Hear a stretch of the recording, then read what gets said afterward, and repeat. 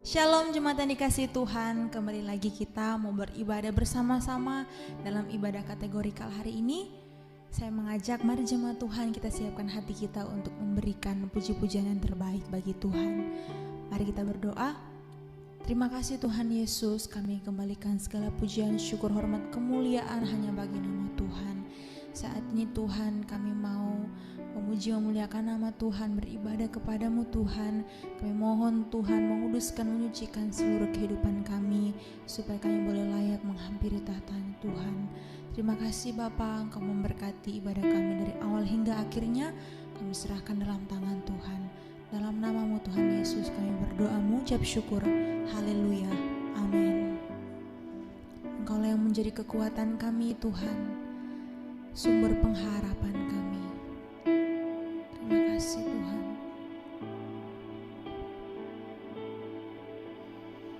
Engkaulah kekuatanku,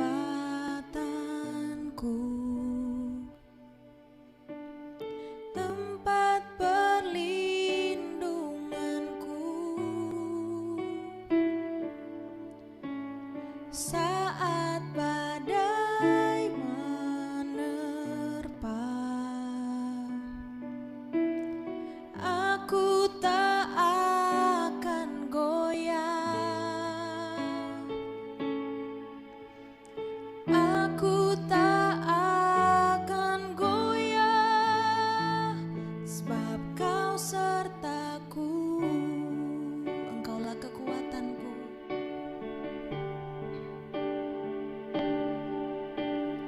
Engkaulah kekuatanku,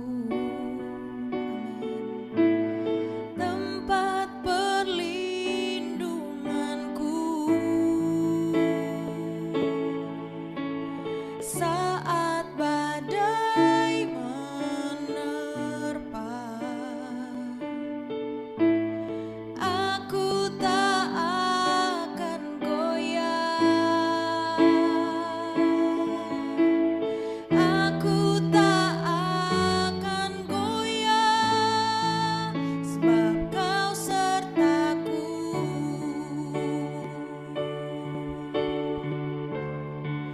Sejauh langit dari bumi, begitu besarnya kasih-Mu. Penuhi hati kami yang rindu menyembah-Mu, Yesus. Sejauh langit dari bumi, begitu besarnya kasih-Mu. Kaulah Tuhan, kekuatanku, sukacitaku. Kita mau sama-sama katakan, Engkaulah kekuatanku, Engkaulah kekuatanku,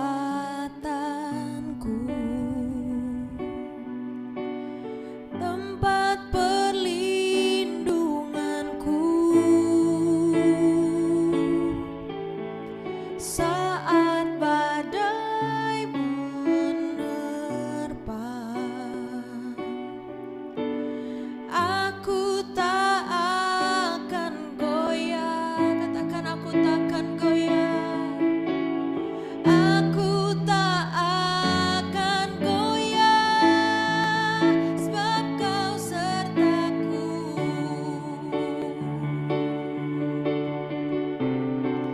Sejauh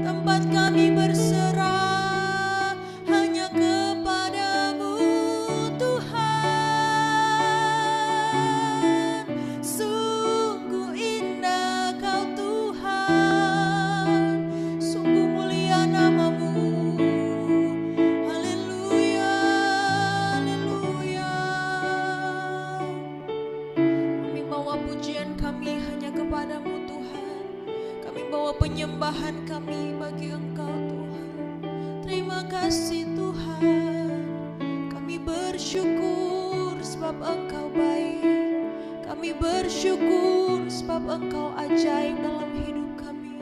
Kami bersyukur buat kemurahan-Mu Tuhan. Terima kasih Tuhan.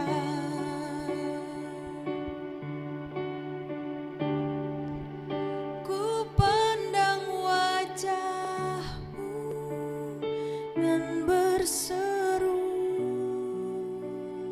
pertolonganku datang dari-Mu. Peganglah tanganku, jangan lepaskan. Kaulah harapan dalam hidupku. Ku pandang wajah-Mu dan berseru, pertolonganku datang dari-Mu. Peganglah tanganku, jangan lepaskan. Kaulah harapan dalam hidupku. Sekali lagi katakan, ku pandang dan berseru, pertolongan kami datang dari-Mu Tuhan.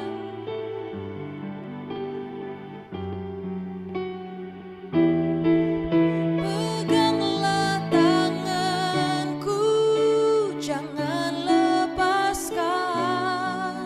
Kaulah harapan dalam hidupku. Kaulah harapan dalam hidupku. Kaulah harapan, Kaulah harapan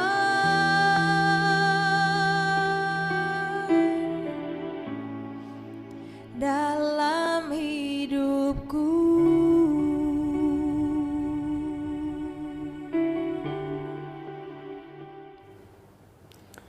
Kita sudah memuji dan memuliakan Tuhan, maka tiba saatnya kita akan mendengarkan kebenaran firman Tuhan.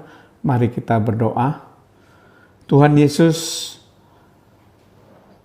kami percaya setiap pujian dan penyembahan kami Tuhan sudah terima menjadi persembahan yang harum di hadapan hadirat-Mu Tuhan.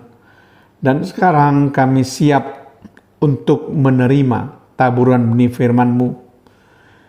Kiranya Roh Kudus memberikan kepada kami pengertian-pengertian yang baru, bahkan kami boleh mengerti pewahyuan ilahi dan pembukaan rahasia firman Tuhan. Terpujilah nama-Mu Tuhan, di dalam nama Tuhan Yesus Kristus. Haleluya. Amin. Judul kebenaran firman Tuhan yang akan saya bahas adalah tentang penginjilan. Ada dua bagian yang akan saya terangkan.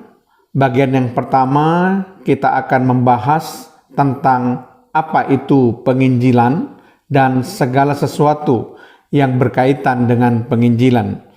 Kemudian bagian yang kedua, saya akan membahas alasan apa kita harus menginjil. Kita akan masuk ke pembahasan bagian pertama, apa itu penginjilan dan segala sesuatu mengenai penginjilan. Penginjilan adalah memberitakan kabar baik kepada orang-orang yang tidak percaya sehingga mereka bertobat, mengambil keputusan untuk percaya dan menerima Yesus Kristus sebagai Tuhan dan Juru Selamat, serta mau mengikuti Yesus Kristus. Penginjilan adalah tugas semua orang percaya kepada Tuhan Yesus Kristus, bukan cuma tugas dari para penginjil atau misionaris saja. Penginjilan bukanlah pilihan, tetapi keharusan. Oleh sebab itu, penginjilan merupakan kewajiban dari setiap orang percaya yang tidak bisa ditawar lagi. Orang-orang yang sudah mengingatkan dirinya dengan persekutuan terhadap Kristus mempunyai kewajiban untuk menginjil. Apa kata Rasul Paulus tentang penginjilan? Kita baca dalam 1 Korintus pasal yang ke-9 ayat 16 dikatakan, "Karena jika aku memberitakan Injil, aku tidak mempunyai alasan untuk memegahkan diri. Sebab itu adalah keharusan bagiku. Celakalah aku jika aku tidak memberitakan Injil." Di dalam ayat ini sangat jelas bahwa bagi Rasul Paulus, penginjilan merupakan suatu keharusan, dan bahkan Rasul Paulus mengatakan, "Celaka aku jika aku tidak memberitakan Injil." Dalam Roma 10 ayat 13 sampai 15 dikatakan, "Sebab barang siapa yang berseru kepada nama Tuhan akan diselamatkan. Tetapi bagaimana mereka dapat berseru kepadanya jika mereka tidak percaya kepada Dia?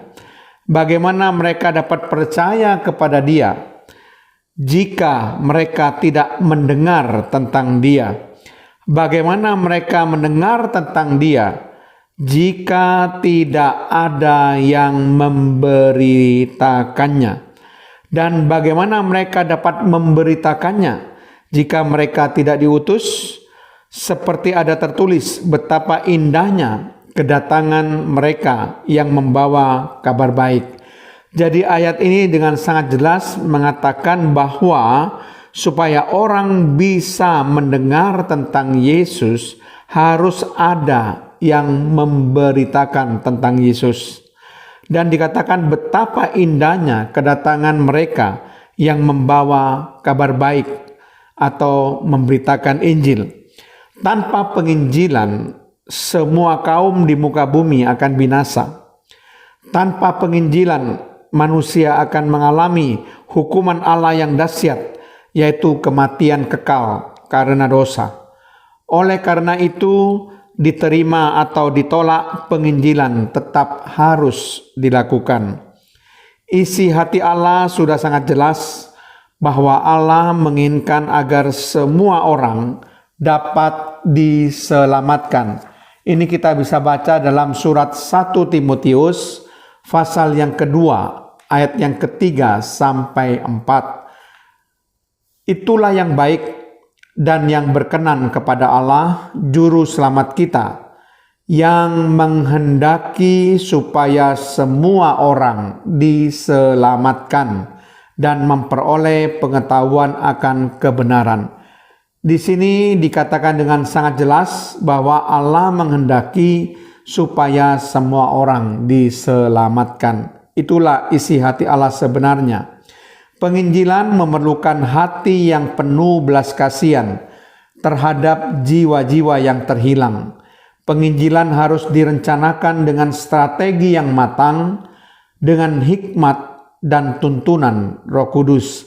Karena tidak ada seorang pun yang dapat mengaku Yesus adalah Tuhan selain oleh Roh Kudus.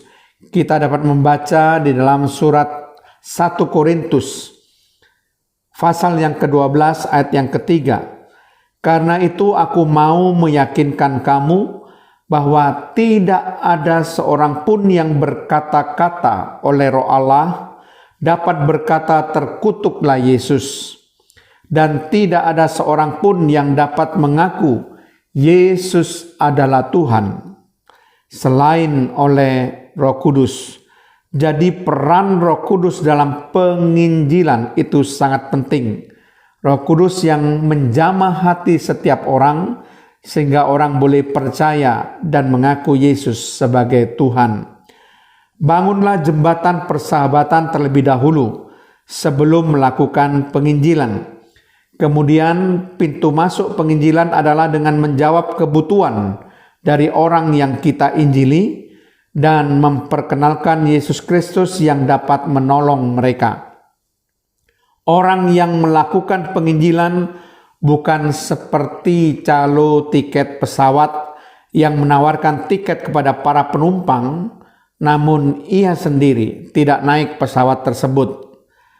Sebelum kita mengajak seseorang menerima keselamatan dari Yesus Kristus melalui penginjilan, kita sendiri harus sudah mengalami keselamatan itu terlebih dahulu. Isi dari berita penginjilan harus memberitakan bahwa semua manusia telah berdosa dan telah kehilangan kemuliaan Allah. Upah yang akan diterima oleh manusia karena dosanya adalah maut atau kebinasaan kekal. Semua usaha manusia untuk menyelamatkan dirinya sendiri adalah sia-sia. Yesus Kristus mati di kayu salib untuk menebus dosa manusia dan menyelamatkan manusia. Itulah isi daripada berita Injil yang harus disampaikan. Itu bagian pertama, kita sudah membahas apa itu penginjilan dan segala sesuatu mengenai penginjilan. Kita masuk ke bagian yang kedua, bagian yang terakhir, yaitu alasan apa kita harus melakukan penginjilan. Ada beberapa alasan mengapa semua orang percaya harus melakukan penginjilan untuk memenangkan jiwa. Paling tidak saya akan kemukakan 3 alasan dalam hal ini. Alasan pertama mengapa kita harus melakukan penginjilan adalah karena Yesus Kristus juga melakukan penginjilan, memberi teladan kepada semua orang percaya yang menjadi pengikutnya melakukan hal yang sama. Lukas 19 ayat 10 dikatakan, sebab anak manusia datang untuk mencari dan menyelamatkan yang hilang. Itulah sebabnya kenapa Yesus selalu memberitakan kabar baik pada semua orang, supaya semua orang boleh diselamatkan. 1 Timotius 1 ayat yang ke-15 dikatakan demikian, perkataan ini benar dan patut diterima sepenuhnya. Kristus Yesus datang ke dunia untuk menyelamatkan orang berdosa, dan di antara mereka akulah yang paling berdosa. Ini adalah surat dari Rasul Paulus yang dia tulis bahwa Kristus Yesus datang ke dunia untuk menyelamatkan orang berdosa. Tentu dia harus memberitakan kabar baik supaya mereka boleh bertobat dan mereka boleh diselamatkan. Alasan yang kedua kenapa kita harus melakukan penginjilan adalah karena penginjilan merupakan perintah atau amanat dari Tuhan Yesus Kristus sendiri sebelum ia naik ke surga. Ini dapat kita baca dalam Matius 28 ayat 19 sampai 20. Karena itu pergilah, jadikanlah semua bangsa muridku, dan baptislah mereka dalam nama Bapa dan Anak dan Roh Kudus, dan ajarlah mereka melakukan segala sesuatu yang telah kuperintahkan kepadamu. Dan ketahuilah, aku menyertai kamu senantiasa sampai kepada akhir zaman. Juga terdapat di dalam Markus pasal 16 ayat yang ke-15. Lalu ia berkata kepada mereka, ia di sini adalah Yesus, pergilah ke seluruh dunia, beritakanlah Injil kepada segala makhluk. Dalam Lukas 24 ayat 47 sampai 48, dan lagi dalam namanya berita tentang pertobatan dan pengampunan dosa harus disampaikan kepada segala bangsa mulai dari Yerusalem. Kamu adalah saksi dari semuanya ini. Juga dalam 1 Petrus 2 ayat yang ke-9 dikatakan, tetapi kamulah bangsa yang terpilih, imamat yang rajani, bangsa yang kudus, umat kepunyaan Allah sendiri, supaya kamu memberitakan perbuatan-perbuatan yang besar dari dia huruf besar dari Yesus, yang telah memanggil kamu keluar dari kegelapan kepada terangnya yang ajaib. Itu sebagai ayat-ayat yang mendukung alasan yang kedua, bahwa penginjilan merupakan perintah atau amanat dari Tuhan Yesus Kristus sendiri sebelum ia naik ke surga.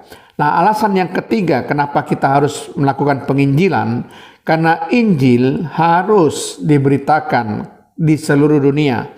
Matius 24 ayat 14, dan Injil kerajaan ini akan diberitakan di seluruh dunia menjadi kesaksian bagi semua bangsa.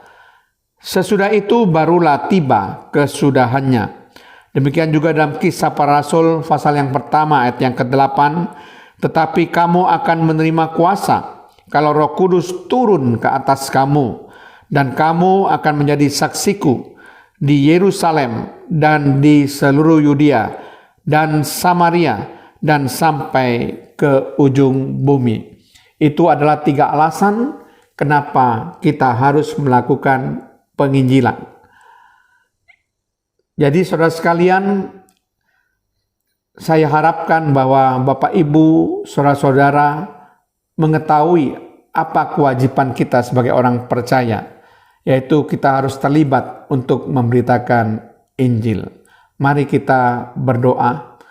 Terima kasih Tuhan kalau hamba-Mu sudah menyampaikan kebenaran firman-Mu. Kami menyadari Tuhan kalau Tuhan memberikan amanat perintah kepada kami untuk kami senantiasa memberitakan Injil. Karena tanpa memberitakan Injil Tuhan, bagaimana orang banyak bisa mengenal Tuhan Yesus Kristus sebagai Tuhan dan Juru Selamat. Dan Tuhan katakan betapa indahnya orang-orang yang pergi memberitakan Injil. Kami harapkan semua jemaat juga Tuhan pakai secara luar biasa untuk memenangkan banyak jiwa untuk dipersembahkan kepada Tuhan. Terpujilah nama-Mu Tuhan. Kasih karunia daripada Allah Bapa, cinta kasih Allah Putra, serta persekutuan Allah Kudus memberkati dan menyertai kita semuanya mulai sekarang dan sampai selama-lamanya. Dalam nama Tuhan Yesus Kristus. Haleluya. Amin.